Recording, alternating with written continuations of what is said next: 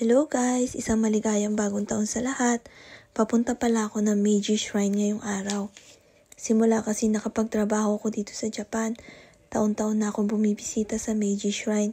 Sikat na lugar dito sa Japan, lalo na pag bagong taon. Dinarayo talaga ng mga tao para salubungin ng bagong taon. Hindi nga lang mga Hapon, pati na rin ng mga turista. Habang papunta nga, naswertihan ko naman na makita ang street cart. Ito yung mga nakasakay sila na naka-costume sa cart. Kaya naman naswertihan ko papunta dito sa shrine. Kaya naman na-videohan ko sila. Malapit na nga ako sa shrine. Kaya naman kailangan muna mag-parking dito sa labas. Kasi panigurado sa loob maraming tao, hindi na pwedeng mag-parking. Kaya naman guys, every year talaga dito sa shrine, madami talagang tao dito. Kung sa atin sa Pinas, pumupunta tayo sa simbahan para i-celebrate ang New Year bago pumasok ang taon, sila naman nagpupunta sa shrine at temple para salubungin ang bagong taon. Sobrang daming tao nga, kaya naman itong araw na ako nagpunta para makaiwas sa dami ng tao. Sobrang dami pa din ng tao ngayong araw. Ganito ang makikita ninyo dito sa loob ng Meiji Jingu or Meiji Shrine. Sikat na sikat talaga to, hindi lang sa mga Hapon, pati na rin sa mga turista.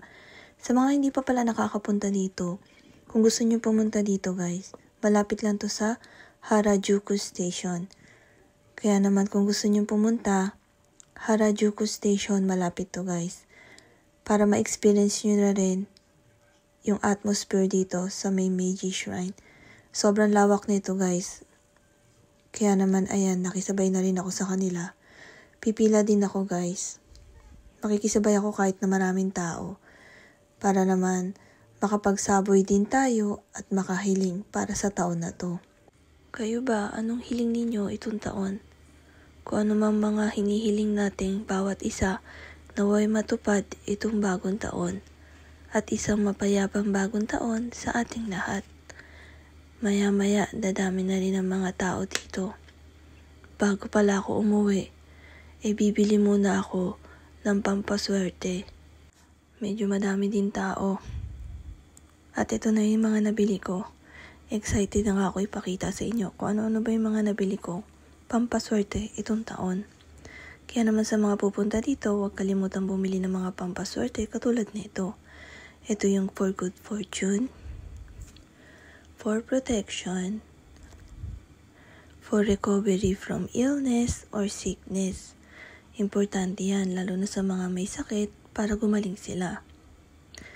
At syempre, ito yung huling binili ko. Ayan yung for business. Kaya naman sa mga pupunta dito, huwag kalimutang bumili ng mga pampaswerte. Kaya sa susunod na taon ulit, Happy New Year guys!